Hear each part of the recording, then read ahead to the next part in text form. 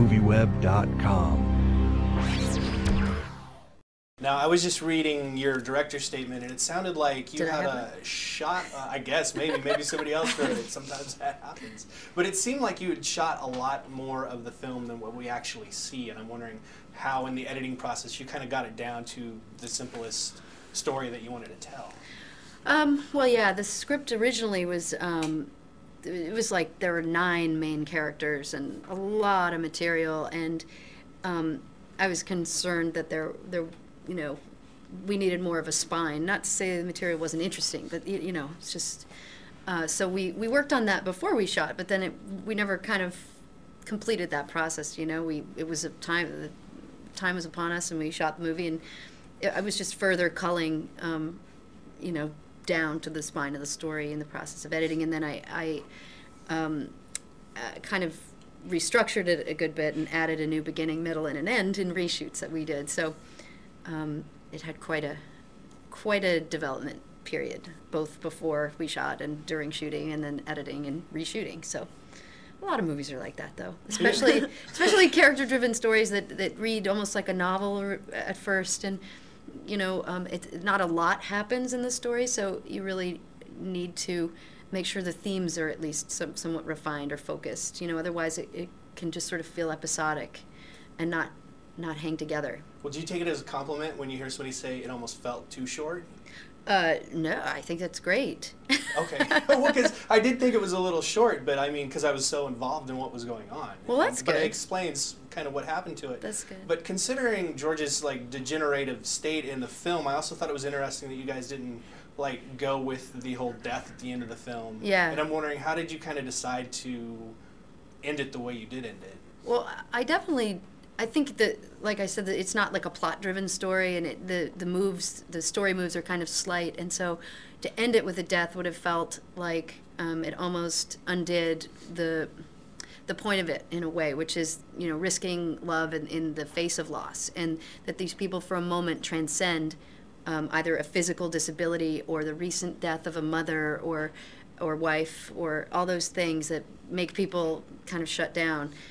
They just make baby steps towards just opening their hearts. That's pretty much it. So I think I like the fact that the end doesn't put, you know, hit the nail on the head too hard, because it would be very different aesthetically from the rest of the movie, you know, and it's kind of good to have some questions at the end, I think. Well, I was looking at both of your past films, and you guys seem sort of drawn to unique romances, and I'm wondering, why are you drawn to the more kind of different love stories, and what drew you to this particular story? That's funny. It's true. Good point. I think you know, love is freaky. And you know, I'm always just drawn to stories that are very specific, and where the characters are very specifically drawn and unique, and the behavior is hopefully not stereotypical and that sort of thing. So and hopefully I always love a good love story. So if they come together in the same package, it's always good. Yeah, I mean, anything that's not manipulative. It's like anything that doesn't obviously have some writer sitting in a room like, okay, what's like a story that I can tell that's going to be commercial and people are going to relate to it, and it has a beginning, middle, and sometimes it's better if you can't see the beginning, middle, and end. It's like, let the director figure it out, you know. I like love stories as well. I just sort of generally am drawn to things that I find to be whole. Like if you read something and you think it's like a world that you can immerse yourself in and not feel ridiculous trying to become a part of, if you can integrate yourself into something that feels real and you get something from it, then do it.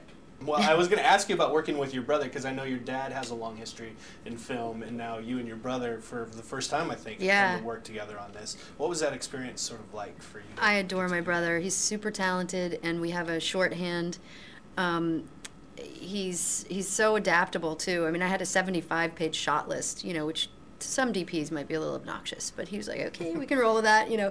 And we have a very, very similar aesthetic, so it was very easy for us to try to tell the story in the same way. And you know, we did a lot of camera tests to make sure that we had the right camera body and lenses, and prepared and went ahead. But I also knew that he was exactly the right guy to run the set, because for me the atmosphere is so hugely a part of doing the job, you know, and allowing the actors the space to feel safe, to do their best work. And a lot of that is the director, but a lot of that also has to come from the DP and, you know, working with of course, the ADs and everything else. But that's really somebody who gently can kind of keep the work and the day happening on a low budget and a tremendously crazy schedule, but without yelling and screaming and making the actors feel totally safe.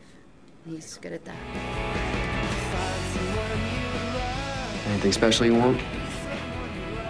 Yeah. You.